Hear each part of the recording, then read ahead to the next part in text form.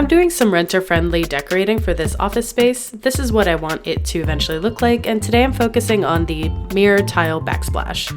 This is what it ended up looking like finished, so you can kind of get an idea of where we're going with this. It's not entirely finished, but if you like these kind of projects, I do them all the time and I'm going to be doing more, so make sure to like and subscribe. I'm new to YouTube now, so I'm asking for your support. Anyway, so you're going to need foam core board, a hot glue gun, mirrored tiles, lightweight spackle, whatever color you want. I used black ink, some kind of blade, and adhesive to stick it to the wall. I got all of my supplies from a local art supply store and Home Depot, and all in it cost me about $50. However, I did make an Amazon list if you want to just buy it on Amazon. Unfortunately, now we have to do math. My tiles were 4 inches, and I wanted my grout to be 0.75 inches, which means the entire space was 5.5 inches. I measured the length of my area and calculated that there is overlap, so therefore it's actually like 4.75 inches per square, and I divided my total length 61.5 by 4.75, rounded up to 13, and then my height by the same division, and multiplied those two numbers together to figure out how many mirrors I would need.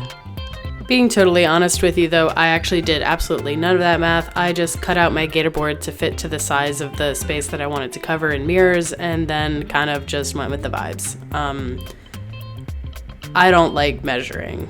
But what I did do was I used a straight edge to make sure that all of my lines were straight and that all of my mirrors were kind of aligned with each other. Like I said, I laid them out beforehand, and then I went in and glued them down with a hot glue gun one by one. Hot tip for this project, you don't have to do what I'm calling grout, even though it is not grout, it is spackle. You don't have to do it in black. You could probably do it in any color, just so long as you use a water-based paint. Acrylic paint would probably work, but I think ink is going to have the most pigment, so it'll probably give you the most vibrant color. And you can get any color ink really at an art supply store. Another hot tip is that when you're combining the two pieces of gator board together, if you have an odd size that you have to use 2 different pieces, try to have that mirror go down the middle of the crack. Cut them so that when you're putting the mirror over the crack, it goes straight down the middle to kind of reinforce it and give it some strength. So you can kind of see me doing that here, where I'm about to combine these 2 pieces to create the large piece. And I taped them together on the back, which is not going to be strong enough, so you're going to have to be pretty careful with it. And then I glued the mirrors with the hot glue to cover that crack. I want to highly recommend the lightweight spackle just because you don't want to add unnecessary weight to this project. This is me testing out the idea before I went full on in it, because I didn't really know if this was going to work. But thankfully it did, and for this project I only ended up using 1 bucket, 32 fluid ounces of this patch and paint lightweight spackling, which is great. It's water soluble, and you can also sand it if you want to. So here you can see me just mixing it up. There I'm putting that speedball black ink in there. This took a long time, so once you have the consistency and the color you like, you're ready to start application. Basically, you're just gonna try to be filling in all those little cracks and gaps and nooks and crannies while creating kind of a smooth finish. I really just blobbed it in there and then went back and tried to scrape most of it off like I was applying drywall mud to create as smooth of a finish as I possibly could. But don't worry if it's not that smooth, you can always kind of fix it later with a wet rag. Once it's 100% dry, I let mine sit for an entire night.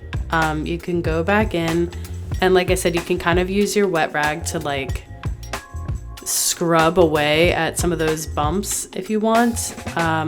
Or you could use sandpaper, but the renter-friendly option is to just use good old water and get to cleaning those mirrors off. Thankfully, it is pretty easy to just scrub it away. It doesn't scratch the mirrors, and this process probably took me a total of 15 minutes. So if I want to be a perfectionist, I probably would go back in and fill in more of the gaps once I go through the past once, but this is the first run through. I was pretty happy. I thought the lines looked pretty crisp, and I really wanted to just see it on my wall, so I didn't do a second pass, but I'm thinking of doing trim on the outside, so I wasn't too super worried about the corners or the edges. This is where I would recommend using like a sticky tape or some kind of like command strip renter friendly option, but I didn't have any and I was eager, so I just screwed those in there because I figured I already have the patch and paint, you know, I could fix the holes later when I move out, so I said screw it, I'm screwing it. But I used Windex on these mirrors afterwards, which didn't harm the spackle, and there you have it. I'm pretty happy with this project. Here's the before and the after. If you end up doing this, please tag me at Kruger_arts, and thank you for watching. Also, don't forget I'm going to be doing the rest of this look. I mean, if you want to see it, you could come back.